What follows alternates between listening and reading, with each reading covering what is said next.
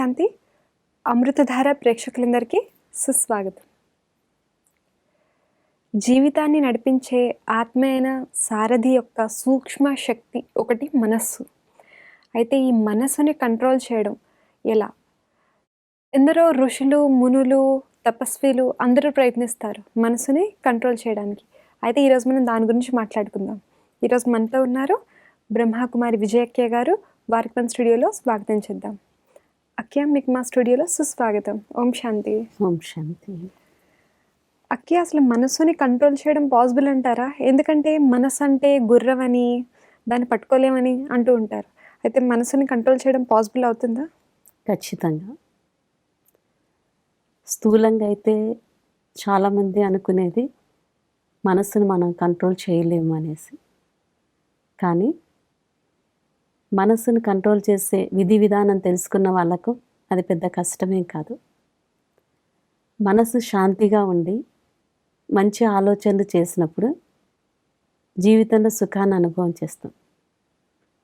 అదే మనస్సు వ్యర్థ చింతన చేస్తూ చెడు చెడు ఆలోచనలు చేస్తూ వికర్మలు చేసినప్పుడు జీవితంలో దుఃఖాన్ని అనుభవం చేస్తాం, అశాంతిని అనుభవం చేస్తాం. కాబట్టి దీన్ని బట్టి మనకేమర్థం అవుతుందంటే మన జీవితంలో సుఖానికి కానీ దుఃఖానికి కానీ అశాంతికి కానీ మూల కారణం మన మనస్సు. అందుకే పెద్దలు చెప్తూ వచ్చినారు, మన్జీత్ జగజ్జీత్. మనస్సును జయించిన వాళ్ళు ప్రపంచాన్ని జయించినట్టు. మరి ఆ మనస్సును జయించడం ఎలా అనేదే $100 మిలియన్ ప్రశ్న ప్రతి ఒక్కరికి. అవును, ఈ కలియుగంలో. ఎందువల్ల అంటే ఈరోజు మానవుని యొక్క జీవనం ఎంత వేగం పెరిగింది అంటే చెప్పలేనంత. ఆ రోజు సమయం 24 గంటలే, ఈరోజు సమయం 24 గంటలే. మరి ఆ రోజు మానవుడు చాలా ప్రశాంతంగా, చాలా ఈజీగా, చాలా నింపాదిగా జీవనాన్ని జీవించాడు. ఆ జీవితంలో ఉన్న ఆ ఆనందాన్ని అనుభవం చేసేవాడు. మరి ఆనాటికన్నా ఈనాడు ఈరోజు చిన్నపిల్లలు స్కూల్కి వెళ్ళే పిల్లలే, టైం లేదు.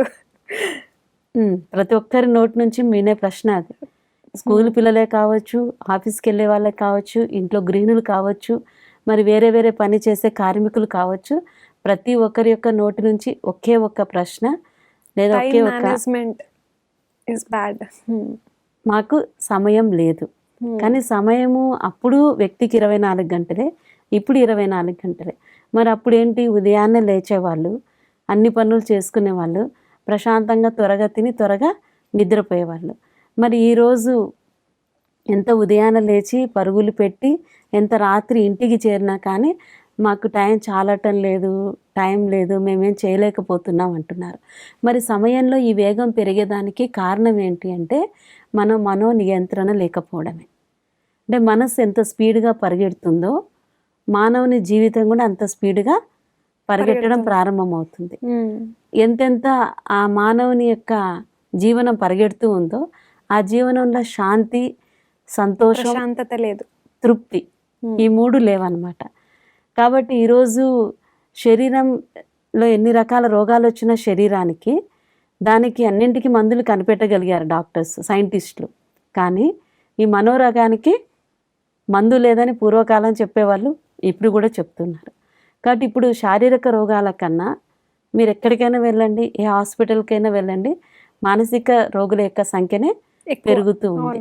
కారణం ఏంటంటే కంట్రోల్ లేని మైండ్, కంట్రోల్ లేని ఆలోచనలు, అదుపు తప్పిన ఆలోచనలు, negative thoughts, bad thoughts, waste thoughts. వీటి కారణంగా మానవుని యొక్క మైండ్ అనేది నియంత్రణ లేదు.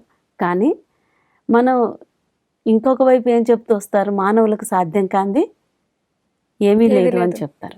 ఎందుకు అంటే మానవుడు, అన్ని జీవుల యొక్క సృష్టి వేరు, మానవుని యొక్క సృష్టి వేరు.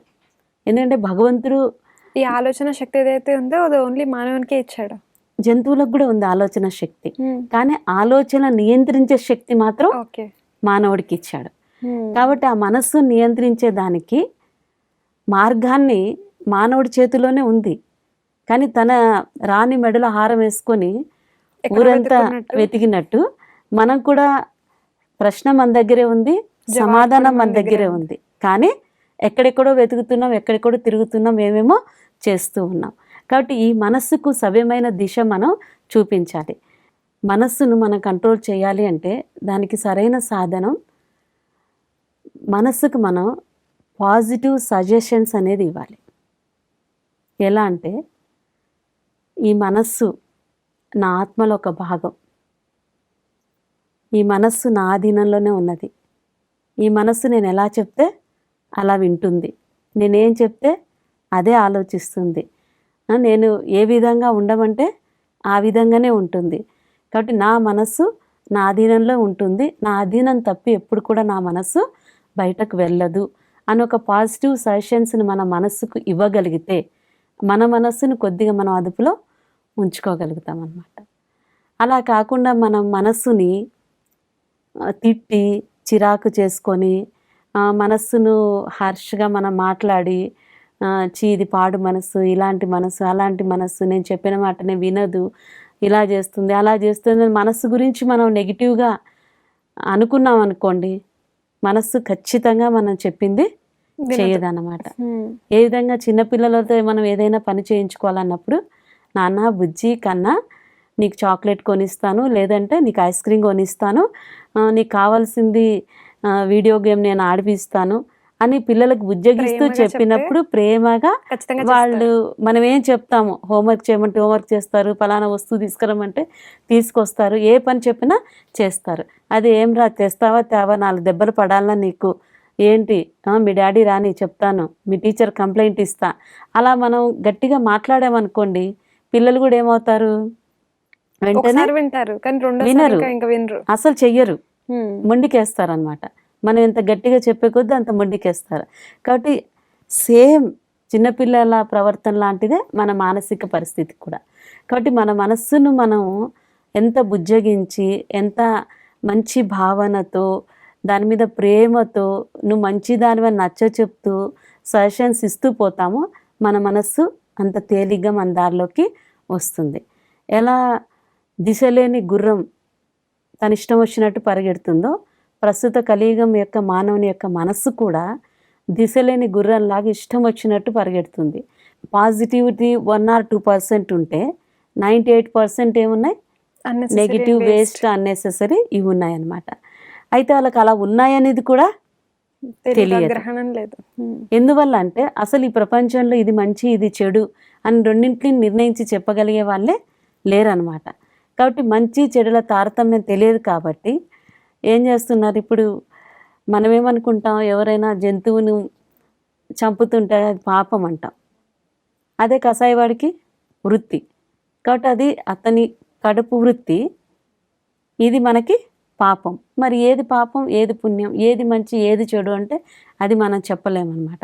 కాబట్టి ప్రస్తుతం మానవుల యొక్క పరిస్థితి ఇలా ఉంది. ఎవరేం చెప్పినా కానీ నువ్వెట్లా ఉన్నావని ఎదుటి వాళ్ళని చూపించే విధంగా ఉన్నారు. మరి అలాంటి మనస్సుకు సరైన దిశానిర్దేశం ఇవ్వాలి అంటే ఈ మనసు యొక్క ఆలోచనలు అనేవి ఒక ప్రవాహం లాంటి. ఒకవేళ ఆ ప్రవాహాన్ని మనం ఆపాలని చూస్తే, దానికి ఒక అడ్డుగోడ కడితే ఉంటుందా? ఇంకా అది ఇక్కడ ఏముంటుందని పొంగిపోయి ఆ ఫోర్స్కి ఆ గోడ నాశనం చేసేస్తుంది, పగిలిపోతుంది, విరిగిపోతుంది. మరి ఆ ప్రవాహాన్ని, ఆ నీటిని వేస్ట్ అవ్వకుండా వాటిని మనం కంట్రోల్ చేయాలి అంటే ఎలా? అదే ఇందాక మీరు అన్నట్టుగా వేరే ఒక దారి క్రియేట్ చేసి దాన్ని అటువైపు మళ్ళించాలి. కాబట్టి ఈ మైండ్ యొక్క ఆలోచనల యొక్క ప్రవాహాన్ని మనం కంట్రోల్ చేయాలి అంటే కూడా ఏ విధంగా నీటి యొక్క ప్రవాహానికి అడ్డుగోడ కట్టకుండా మనం ఏం చేస్తున్నాం, ఒక డ్యామ్ కడుతున్నాం. డ్యామ్ ద్వారా ఏం చేస్తున్నాం, ఎంత వాటర్ను మనం రిజర్వ్ చేసుకోగలము, స్టోర్ చేసుకోగలము, అంత వాటర్ని మనం స్టోర్ చేసుకుంటున్నాం. ఎక్స్ట్రా వాటర్ని ఇరిగేషన్ పర్పస్ మీద పొలాలకి, పంటలకి, కాలువలకి మనం వదులుతూ ఉన్నాం. అలా మనకి కావాల్సిన నీరు స్టోర్ చేసుకుంటున్నాం, ఎక్స్ట్రా వాటర్ని మనం పొలాలకి వినియోగించుకుంటున్నాం. 2 రకాలుగా నీటిని మనం ఉపయోగించుకుంటున్నాం వేస్ట్ అవ్వకుండా.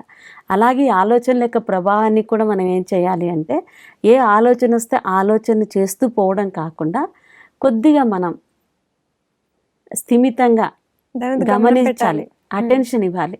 అసలు నాలో ఎలాంటి ఆలోచనలు జరుగుతున్నాయి, ఆలోచనలను డివైడ్ చేసుకోవాలి మనం. ఏవి నెససరీ, ఏది వేస్ట్, ఏది పాజిటివ్, ఏది నెగిటివ్. ఇలా ఎప్పుడైతే మనం డివైడ్ చేసుకుంటామో అందులో దేనికి ప్రియారిటీ ఇవ్వాలి, దేనికి ఇవ్వకూడదు, ఏది ఇంపార్టెంట్ కాదు అని మనం తెలుసుకొని ఇంపార్టెంట్ అయిన వాటికి మంచి ఆలోచనలకి మాత్రం మనం అవకాశం ఇస్తూ పోతే చెడు దానంతట అదే దూరం అవుతుంది. చెడు దూరం చెయ్యాలి అంటే దాన్ని చెయ్యలేం. ఇప్పుడు చీకటి ఉందనుకోండి, ఏం చేస్తాం మనం? లైట్ వేస్తాం, దానంతట అదే వెలుగు వస్తుంది. కాబట్టి చీకటిని పారదోరాల్సిన అవసరం లేదు.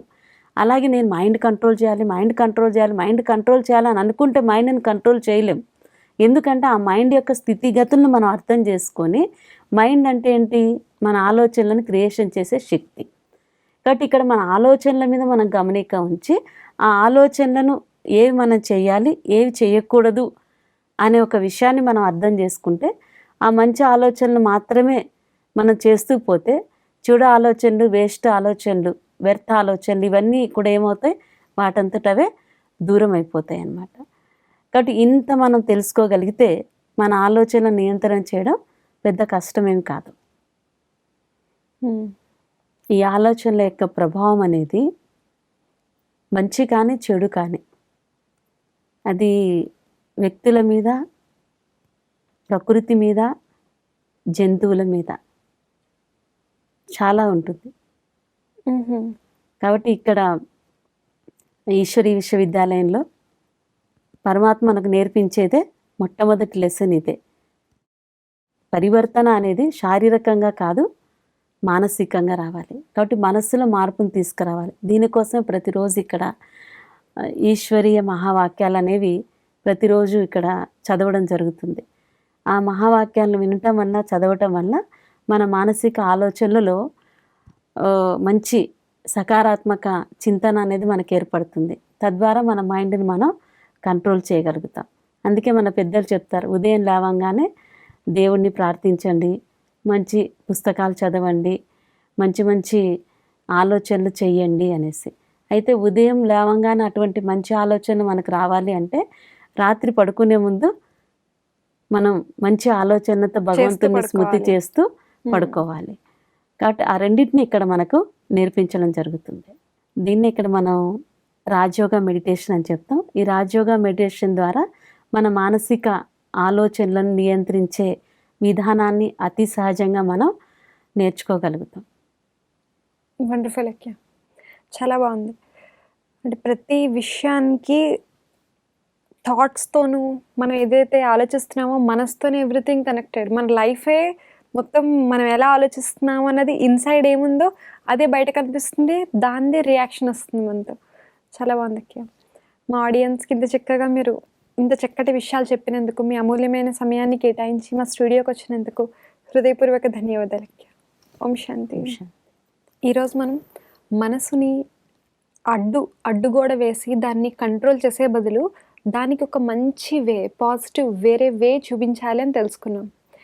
ఏదైనా సరే ఆలోచనలు, అన్నెసెసరీ థాట్స్ ఏదైనా వస్తే దాన్ని ఫస్ట్ గమనం అనేది పెట్టుకోవాలి. మనం ఏం ఆలోచిస్తున్నాము అన్నది మన కంట్రోల్లో ఉండాలి.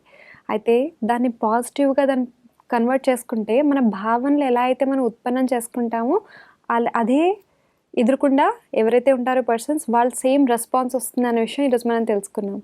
ఈ రోజు నుంచి మేము ప్రతి ఆలోచన మీద మీరు గమనం పెట్టి దాన్ని పాజిటివ్గా ఉంచి ప్రతి సంకల్పాన్ని చాలా వండర్ఫుల్గా పాజిటివ్ వేలో ఆలోచిస్తారని ఆశిస్తున్నాను. ఇలాగే మీ లైఫ్ చాలా సంతోషంతో, ఆనందంతో ఉంటుందని ఆశిస్తూ సెలవు తీసుకుంటున్నాను. మరొక ఎపిసోడ్లో ఇలాగే మరికొన్ని మంచి టాపిక్స్తో మేము ముందుంటాం. అప్పటి వరకు సెలవు. ఓం శాంతి.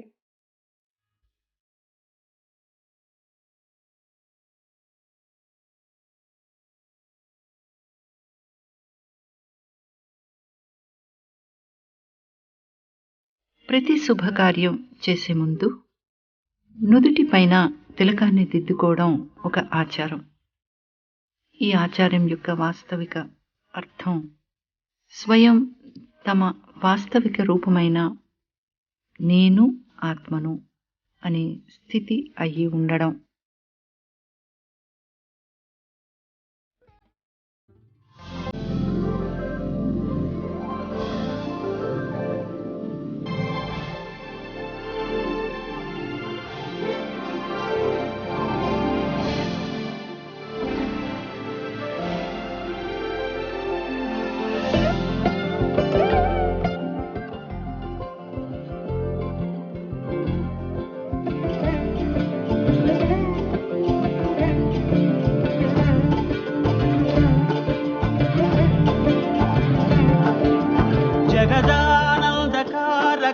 జయ జానకి ప్రాణనాయక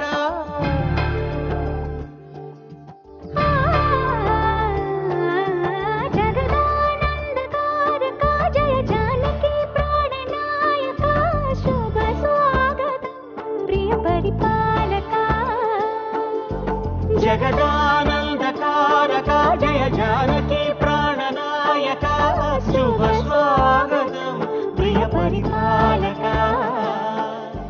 మంగళకరమౌ నీరాక ధర్మానికి వేదిక అవుగాక మా జీవనమే ఇక పావనమౌగాక నీ పాలన శ్రీకరమౌగాక సుఖ శాంతులు సంపదలిడుగాక నీ రాజ్యము ప్రేమ సుధామయమౌగాక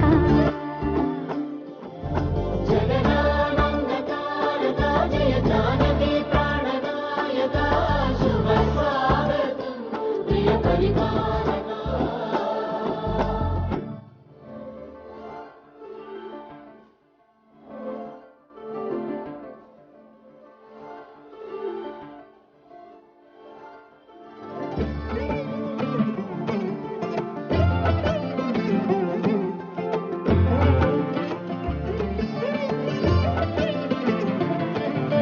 సార్వభౌమునిగా పూర్ణ కుంభముల స్వాగతాలు పలికి రాజమేళమణి ధర్మ దేవతే రాగమాల పాడే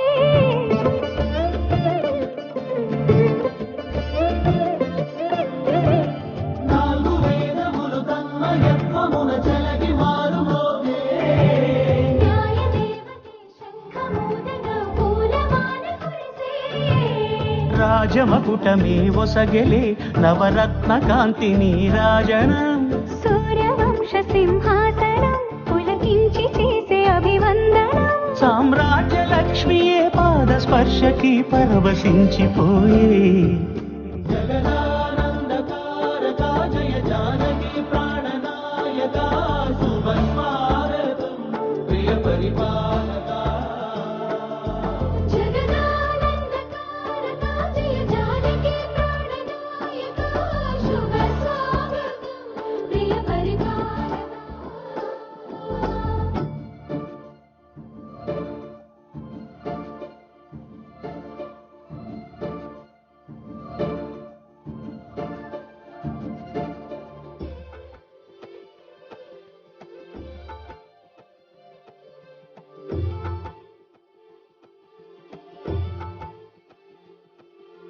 రామపాలనము కామధేనుమని వ్యోమసీమ చాటే రామశాసనము తిరుగులేనిదని జలధి బోధ చేసే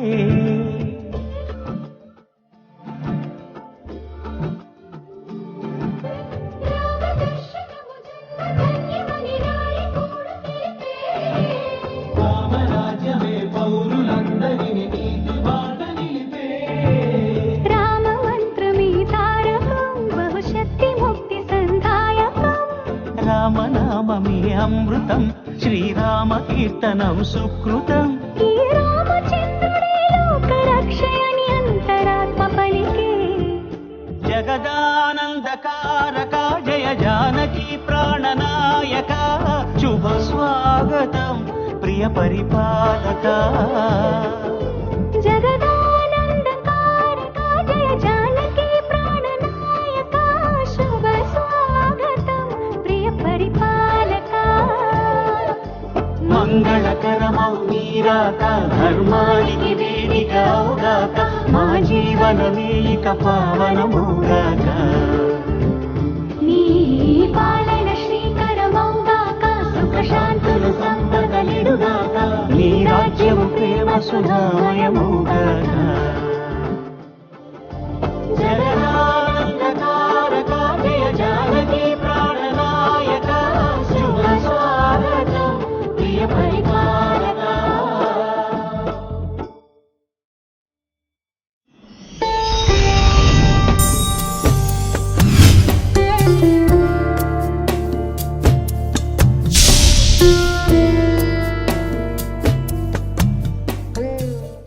आजकल की दुनिया का तो देखो कौड़ी तुल्य भी नहीं है।